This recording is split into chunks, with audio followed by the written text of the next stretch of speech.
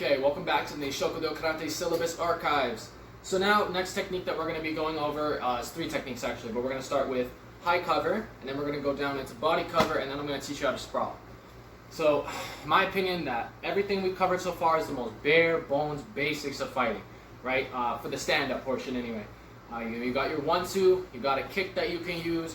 I'm going to teach you some basic defensive positions, and I'm going to teach you how to sprawl. So if somebody comes in with that wrestling shit, you're going to shut them down. But anyway, so we're going to start with the high cover. So from our high guard, high cover isn't too far off. All we're going to do is we're going to take our hands, which are normally above our eyebrow for high guard. We're going to actually take them, put them behind our head. I kind of like to grab the crown of the head, because if you think about it, if somebody's throwing these big looping shots, and especially if they hit with this part coming around, you don't want that to be on the back of your head directly. I'd rather take it to the fucking hands or the fingers than to the back of my head. So we're going to start here, right? It's going to go back, go up the crown of our head. We're going to take our elbows, also called helmet guard too. We're going to take our elbows, and we're either going to push them all the way in, elbow to elbow, or you could also do just kind of like open, kind of rolling with it. You know, this is a good position to get in. Gracie Combatives actually teaches in the first class too, but it's kind of going from, you know, green zone, red zone, green zone, right? Where they're talking about helmet guard, coming in, getting a takedown or whatever. But we're just going to use it as like a basic defensive position. Thank you, Tweetlet. From a striking background, right? So we're going to start here, right? Crown of the head, right? Either elbows in or just kind of rolling with it, whatever's more comfortable. This is kind of like your baseline. So if you're ever in a fight, God forbid, or if it's like a self-defense situation, this position is good to come back to, because, you know, if you don't know what's going on, I always tell my students, if you don't know what's going on, you're in the middle of a fight, you don't know what's happening, you don't know where he is, helmet guard, just immediately. Because it's a pretty good defensive position, all they have is your body, so you can't get flash KO'd.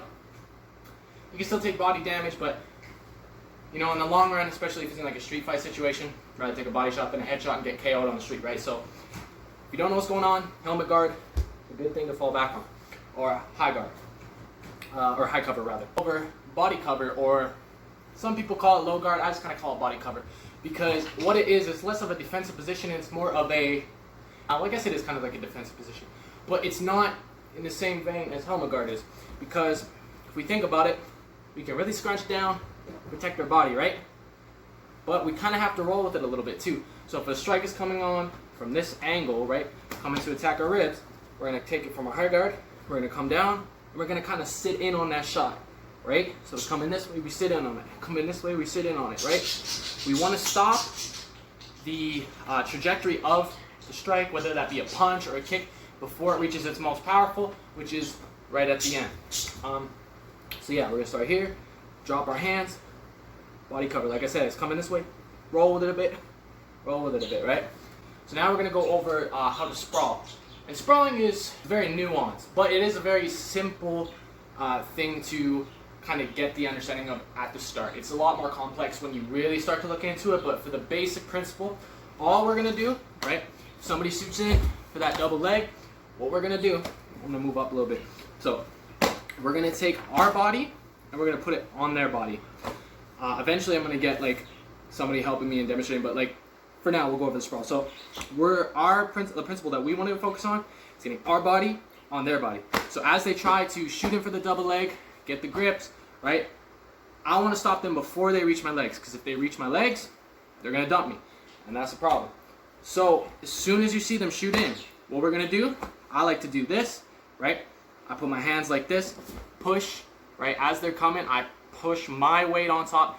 As I'm doing that, my legs are going to shoot back, kind of on a 45-degree angle, like this, right? So I'll show that from like this angle, so you see kind of better.